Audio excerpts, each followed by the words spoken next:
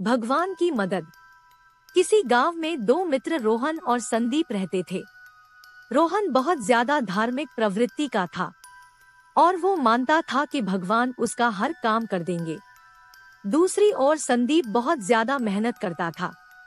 एक बार दोनों ने मिलकर कुछ जमीन खरीदी जिस पर दोनों ने मिलकर फसल उगाने की सोची।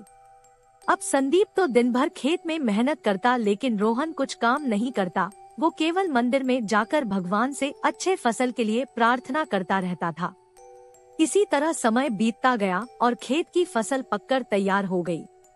उगाई हुई फसल को दोनों ने बाजार में ले जाकर बेच दिया जिससे उनको अच्छा खासा पैसा मिला। घर आकर संदीप ने रोहन से कहा, देखो दोस्त, खेत में मैंने ज्यादा मेहनत की है, इसलिए इस धन का ज्यादा हिस्सा मुझे मिलना चाहिए।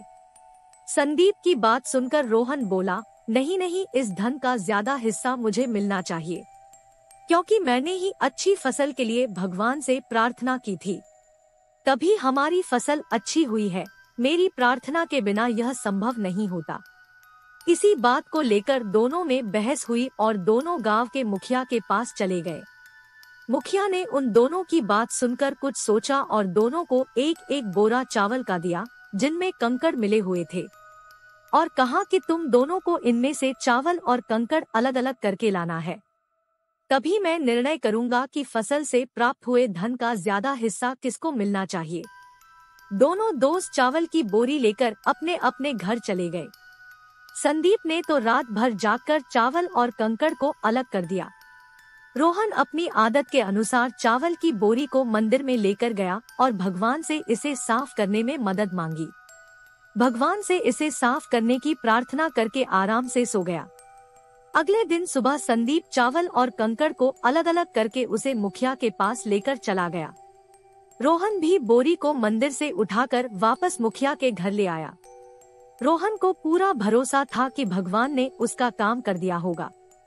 अब मुखिया ने दोनों से पूछा कि बताओ तुमने कितने चावल साफ किए। इस पर संदीप ने तो जितने थे उतने बता दिए। रोहन ने भी पूरे आत्मविश्वास के साथ अपनी बोरी खोली, लेकिन उसकी बोरी में वैसे के वैसे चावल में कंकड़ पत्थर मिले हुए थे, बिल्कुल साफ नहीं किए। अब मुखिया सारी बात समझ चुका था कि रोहन बिल्कुल मेहनत नहीं करता है, इसीलिए अनाज से प्राप्त हुए धन में भी कम हिस्सा मिलना चाहिए।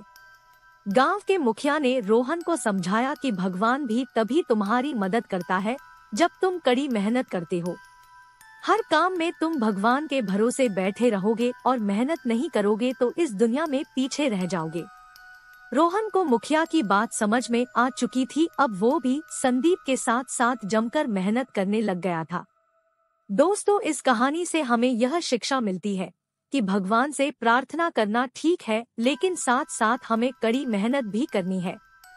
आपकी किस्मत तभी चमकेगी जब आप अपना 100% देंगे।